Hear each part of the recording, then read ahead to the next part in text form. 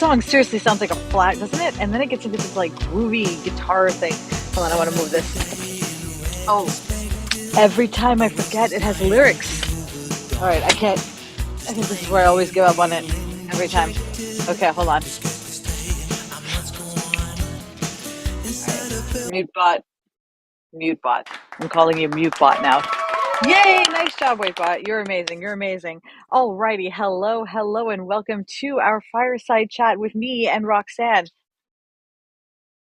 Roxanne is not here. Roxanne is actually jet setting across the world right now. She is going to be back next week. Then we're going to be together a little bit.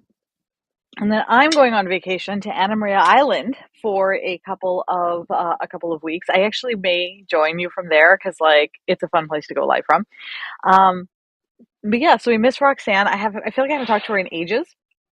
But the summer is challenging, right? Like whether you have kids, well, I mean, if you have kids, then I mean, you're constantly on the go. I have one of my friends has kids who are in like soccer and they're in crafts and they're in after school activities and before school activities. I'm like, it's the summer, like don't they have the summer off? And as well, apparently there's also summer school and there's summer camp and summer things. So for me, when I was a kid, it's so funny, like the difference between like what kids think of in terms of like summer versus like how parents think of it, right? So, the way kids think of it is, "Hi, Karen, it's so good to see you." The way kids think of the summer is it's like, "Yeah, summer freedom, I can do whatever I want. It's just the easy time where you don't have to think about anything." And for the parents, it's it's like this chaos of how do I keep them occupied? How do I keep them entertained? What are we going to do? When do I need to pay for this, that, and the other thing? When does it end? Who's going to take them to this, that, and the other thing? Um, and I feel like there's definitely a moment in time where you flip and you suddenly, so like, I think until you're about 17, you just think summer vacation is just the greatest. Then you probably go for about 20 something years without realizing what summer vacation actually is for like in parents. And then suddenly you get to RBR age, which is like your 40s, and you're like, oh my God, summer vacation is like so much harder than like the rest of the year. Can we please go back to where there is no summer vacation and kids are in school and and then of course with COVID, that made it even more challenging. Welcome to the Rox and Ness Show. As you can tell that Roxanne is not here this week. She is traveling. She's going to be back in next week. We are here with Waitbot. Karen is with us right now. If you are watching this on YouTube or if you're watching this on my Facebook page, you can click into the video and then it should give you the option to sign into Fireside, and then you can get on a Fireside and then you can come and be on Fireside. And if you're on Fireside, you can do fun things like send reactions. So I'm going to do like a laughing reaction, I guess, because I like having a laugh track. There we go. It's I feel like I'm filming before a live studio audience, which I've always wanted to do. No, I actually haven't. So yeah, you can come and join us. Then you can talk. And hey, if you wanted to come on stage, I'm sure there's a way for you to like ask that. I think there's a way for you to ask to join on stage. Oh, I know how. If you wanted to join the conversation at any point in time, on the bottom left, there should be little two lines with a little yellow dot. If you click on that little yellow dot, it should give you the option to like request to come on stage or request to do something, and you can request and come on stage and we'll talk together. This is a talk show. It is the water cooler chat for the work from home crowd, because for those of us who are in our 40s and older, we remember there was a time where we had water coolers and we had copy machines where people would gather and you talk and socialize. And for a lot of people, that's where they started to build some of their work social networks. That simply just doesn't exist right now for people who work from home, for themselves as business owners, or people who are working within a company that is now mostly hybrid or work from home, in which case it's just hard to build those relationships. So this is your water cooler chat.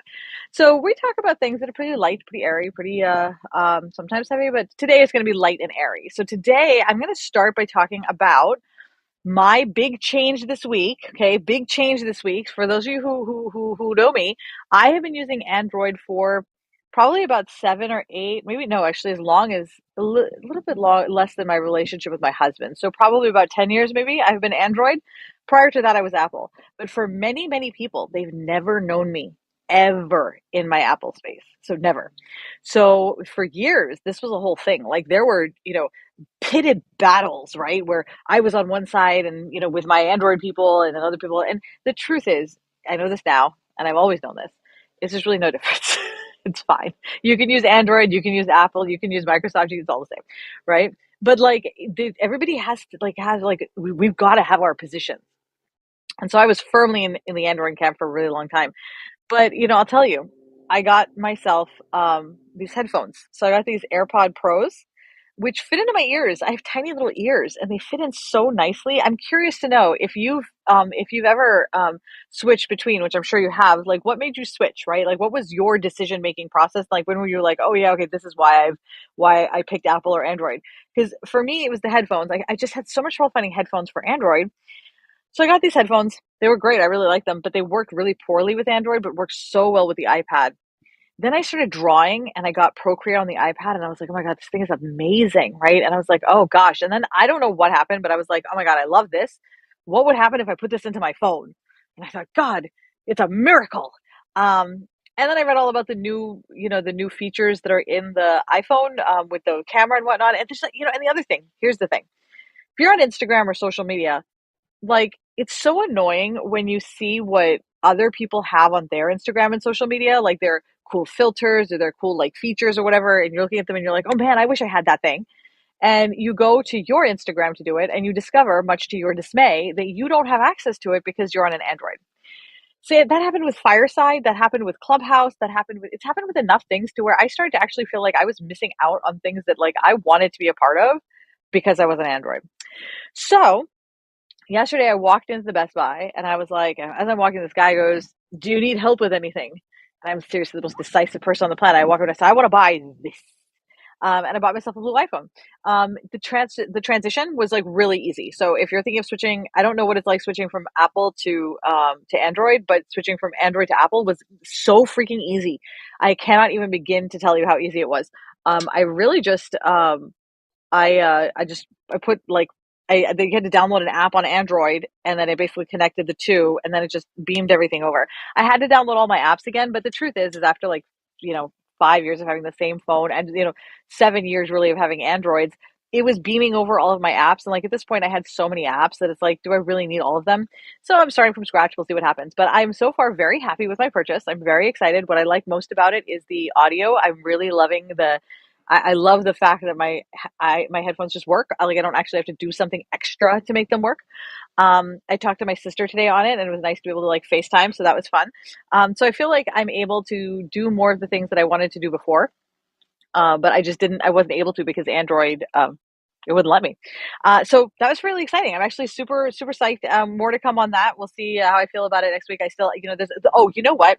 The one thing that I'm actually having issues with, the one thing, and this is, I don't know how you deal with this is like, I mean, it's ergonomics really. It's like I'm having trouble with like when I try to lock it, where my hands are positioned because they're so tiny. I keep screenshotting it, so I have like 300 screenshots. I mean, I bought the phone yesterday, and I already have like so many screenshots. The phone's gonna be like, we can't handle any more screenshots. Please stop.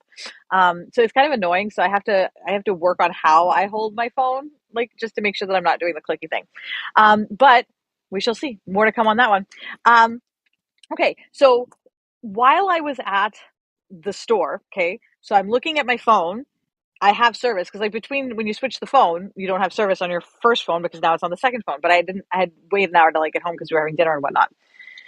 So I've opened my phone and I see that James Caan has died, dude. I gotta tell you, when I think of James Caan, like he's been in like 8 million things, and I know that, but for me, he's always Sunny. He's always Sunny. I loved him as Sunny. I remember vividly, like, tell me if you remember this, right? In The Godfather, when Connie, when she shows up at the house and she's got the black eye, and he realizes that, like, that I can't remember Carlos. Yeah. Oh my God. How do I remember all these names? Carlos had hit her, and Sonny went and like beat him up, and I remember he kicked him outside of the room, the apartment building, and then he's like knocked over some trash cans. What was super interesting as I was thinking about this today, which is like super weird, right? Is that for so much of my life, like that was like that was a man. That was like quintessential manliness. Like I define masculinity by that kind of a thing. It was so interesting to think about those scenes now, like after all, because I mean, the last time I saw that movie was probably about 30 years ago. Nah, not that. 20? Let's say 20. 20? You know, it was really weird to see how like I've changed because my response, like I thought about James Caan, I thought about how much I adored him. I remembered how much I adored him because of that. But like now, the idea that somebody would go into someone's house and start beating up on them, and like I'm just like, oh my God, this sounds like a terrible plan. Like, why would anybody do that? It's like my whole philosophy on life is like totally different. But the way that I feel about Sonny has not changed. Like it just you see him and there's something about like that childhood sort of like feeling of like the big brother who was going to take care of you. That's the other thing I think that's changed a lot. I think when I was younger, I thought that that like there needed to be a man to take care of me, like keep me safe, right? So there always had to be someone, even if it wasn't going to be my husband, it could be my friend, a brother, an uncle, whatever it was. But I hadn't even realized that that was a thing that I actually had in my brain. That there was definitely a time in my life where I thought for me to feel safe, I had to know that I had like this group of dudes that I could access who would be able to beat someone up for me if I needed to. And I mean, growing up in Pakistan, I guess it makes sense that, I would definitely need to have that sort of backup. But at the same time, it also is definitely, I think, like a testament to the age, the era. Like, I'm not entirely sure how many of the things that, like, we watched as kids, like, age particularly well for us, even. Like, forget about, like, for, anyone, who's, like, younger now, who, like, just typically they're not going to find the things that we found entertaining as entertaining just because it's a different generation, different shit, different, people like different things. But it's so interesting to see how we change, right? Like how our responses to some of the same things from years ago change. And you look at it and you're like, wow, I remember liking this, or I remember thinking this was so cool. And I still have that memory of that feeling, but it just doesn't feel the same now, based off of like, who I am now. I was I was reading an article the other day about like being a creator, about someone who writes. I think it might have been Stephen King or Taika Waititi. One of these very prolific, very talented people said this, and they said that it, if you're not picking up your old stuff and looking at it and being like, oh my God, like what the hell was I thinking, right? That's a problem because you're not actually showing any development. You're basically like, if you look at what you created like 20 years ago and you're like, oh my God, this is still the pinnacle of everything I've ever created, right? Have you actually grown in the last 20 years, right? Or have you, I was talking to my sister about this morning, right? We were talking about these outdated ideas that we bring with us. The whole world goes along, but we forget that like we're still stuck in the past. And we were talking about it specifically related to money mindset issues, where we were talking about how we're constantly worried. Like we don't live paycheck to paycheck, she and I anymore, right? But in our heads, we still think that we do. And so we still have that constant fear because we had food and money insecurity for so long in our lives. And we lived in such a precarious space for so many years. Our bodies simply don't know how to behave any other way, right? And I said to her, I said, sis, I was like, you are no longer living in that space. Like your body isn't in that space, your job isn't in that space, your life isn't in that space, but in your head, you're still trapped in that space in the back, you know? Um, so I found that like it was interesting how James Caan's passing obviously triggered this entire conversation in my brain. But as my friend Jenna says very, very often, is that if that I can find the life lessons in like the weirdest things, like literally the weirdest things. But I find that to be quite helpful because it's so much easier to connect life lessons to things that are relevant to you than it is to just be like, let me give you this big esoteric life lesson, as the universe shines down and tells me this is what I need to know so that I can heal myself. And it's like, this makes no sense to me. Like you were talking in the most abstract terms possible, but you talk about Sunny and toxic masculinity. Okay, now I understand what we're talking about. Okay, makes sense to me. Um, but it is so sad to lose James Caan. I remember when my parents had a lot of people passing who were big stars, like Cary Grant, when they were younger. And what's I think that like I feel like we're definitely like it happens in these pockets where there's these pockets of actors who all pass around the same time, and it's usually like a generation of them, and it's like, and I feel like it's very interesting to be in that space because I remember when I was younger, my parents seemed way older than this, like way, way older. Like they were like 100 years older, at least 100 years older. Um, but speaking of contemporary celebrity and not the past celebrity. So if you have not yet watched Stranger Things, and you are a fan, go watch this season. This season, I think, was literally it was one of the better seasons. I think it was the best season. It was better than Alex and I are. we're in conversation about whether we think it's the best season, or whether it's season one. I think he's on the season one side, but like it's hard. They're both very, very good. And if you have an opinion about this and you want to share it, you are welcome to click on the two little lines on the bottom left and the little yellow dot, and you can ask to join the stage or turn on video, and then it'll tell me that you're asking. You can come join me. This is a talk show. Roxanne is usually here for me to talk to, so today I'm talking to you and to myself. And also to the vast array of wildlife around here.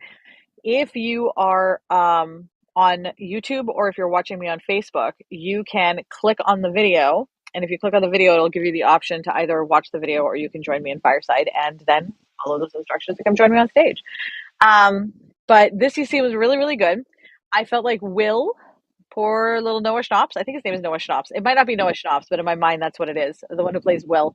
He did not get as much airtime as like I would have liked. Like it seemed like he was a little bit forgotten.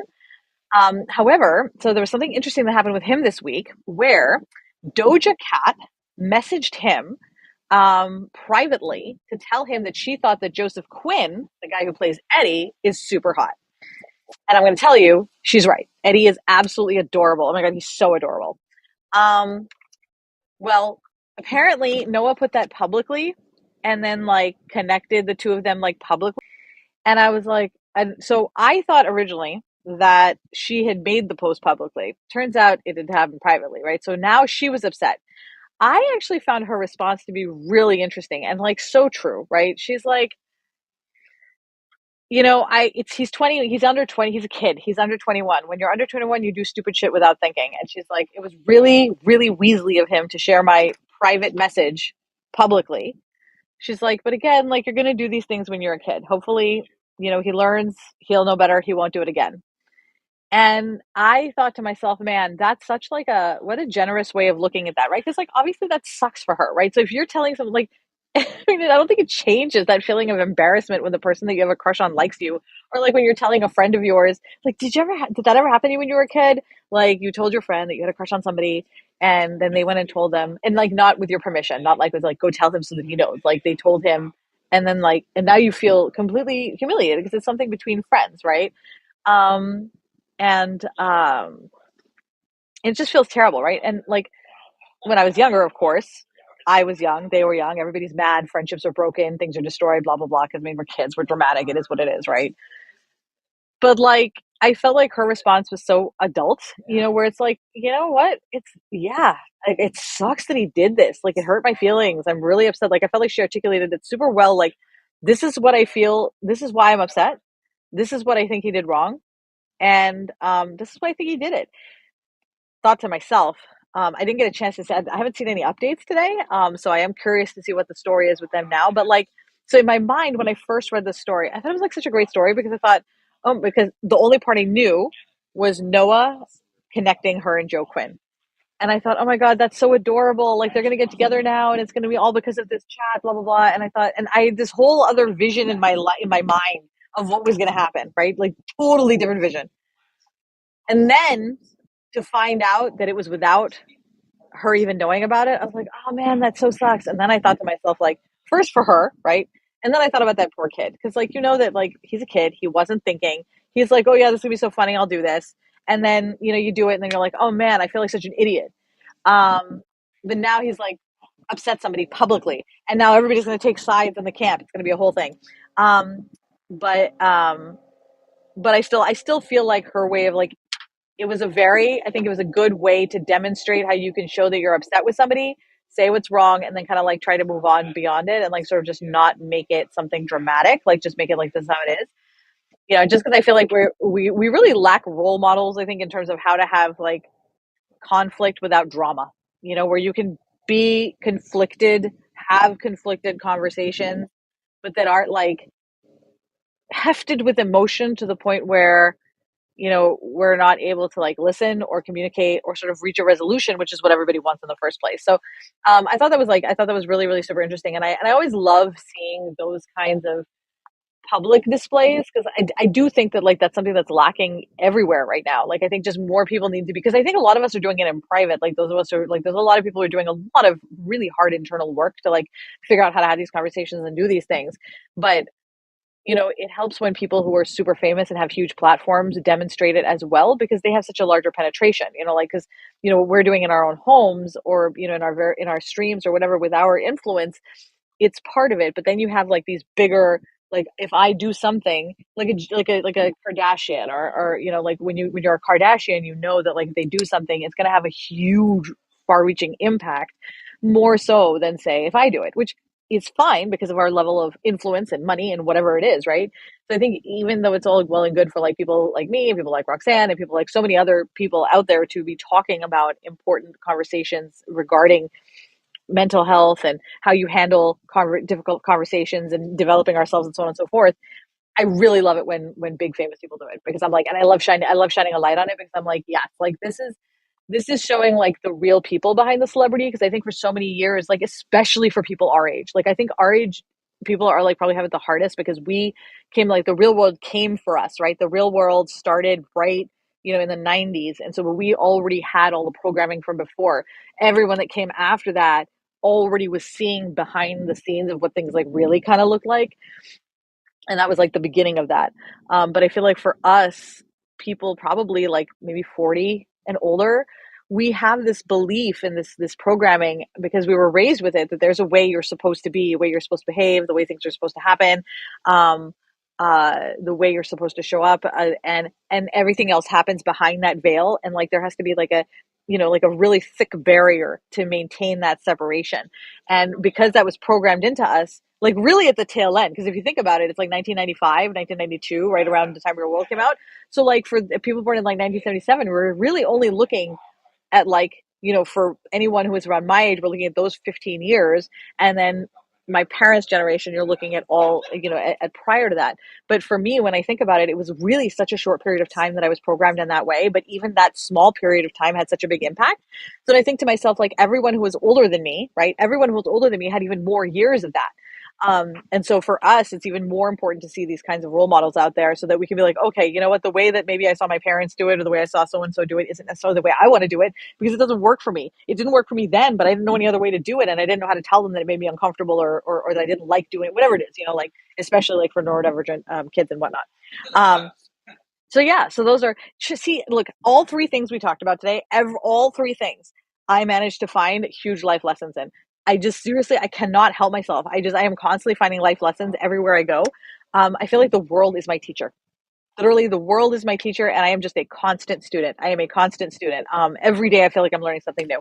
And today, I had a wonderful experience where I learned how to really, I was literally in the moment. I was like radically mindful today. So it was super, super incredible. I had a wonderful meditation, and have had a great, great morning. I hope you've also had a wonderful morning. And I'm so glad that you're spending this time with me right now, in the Rox and Ness Show. We are going to wrap up now, because this is our quick water cooler chat. Most people don't spend a lot of time at the water cooler because they got to get back to their cubicles.